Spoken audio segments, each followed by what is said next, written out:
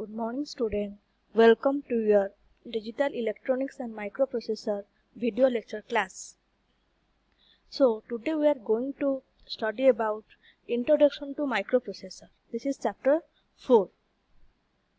So, what is definition of microprocessor? Microprocessor is a multi-purpose, clock-driven, programmable, register-based integrated semiconductor device which reads the binary instruction from memory, accepts the data as input, processes the data as per the instruction, and gives the result as output. So it takes some binary instruction as input, then process the data as per the instruction and gives the result as output. Then what are the application of microprocessor? The 4-bit microprocessor basically used in calculators, digital clock, electronic toys, washing machine, keypad, and AC remote control. And the 8-bit microprocessor are used in digital oscilloscope, smart voltmeter, etc.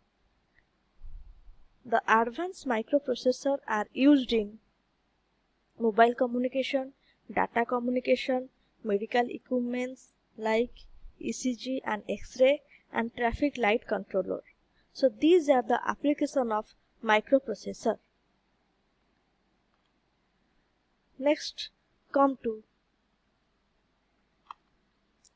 what is microcomputer. So microcomputer consists of one microprocessor, one input device, one output device, and one memory device. So a digital computer in which one microprocessor has been provided to act as a CPU, that means central processing unit, is called microcomputer. A desktop computer and portable computers like laptop, notebook, etc. contain one microprocessor. Hence, they came under the category of microcomputer. So in microcomputer, only one microprocessor is used. Microcomputer was formerly a commonly used term for personal computers, particularly any of a class of small digital computers whose CPU is connected on a single integrated semiconductor chip. Thus, a microcomputer uses a single microprocessor for its CPU, which performs all logic and arithmetic operations.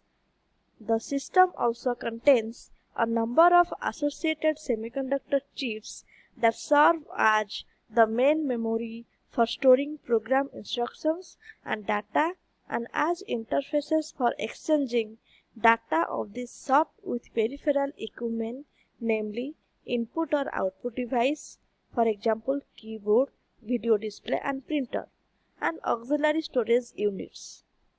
So, smaller microcomputers first marketed in the 1970s contain a single chip on which all CPU, memory, and interface circuits are integrated. So this is all about microcomputer. Next, what is architecture of 8085 microprocessor? So this is the block diagram of the 8085 microprocessor. The block diagram of 8085 microprocessor consists of 6 major blocks. One is ALU, that is arithmetic and logic unit. Second one is register array. Third one is timing or control unit.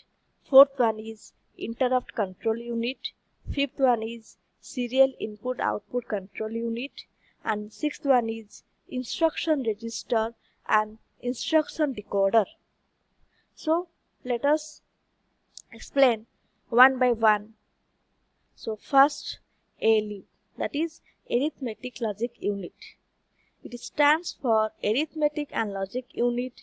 It consists of accumulator, temporary register, and flag flip-flop.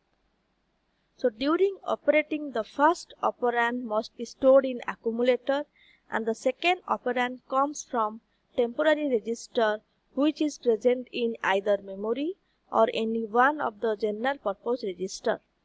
So while we are operating, then the first data will be stored in accumulator and the second data must be come from the temporary register.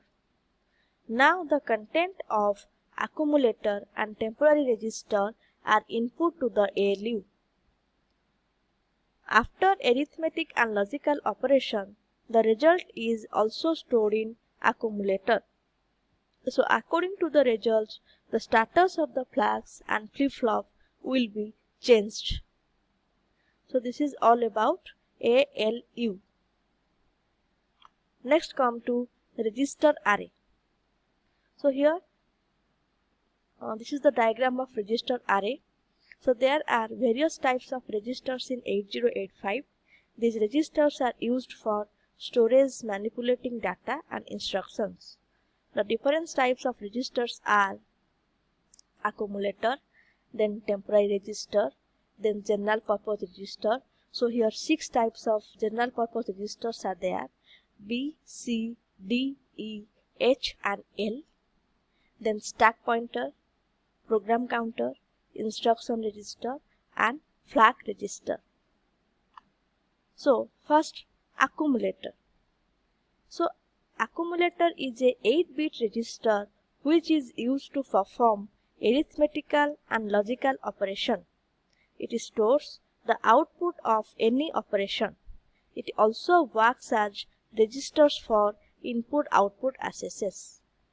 Then temporary register. It is a 8-bit register which is used to hold the data on which the accumulator is computing operation. So it is also called as operand register because it provides operands to ALU. Then general purpose registers. Microprocessor consists 6 general purpose registers of 8-bit each. Each registers are of 8-bit.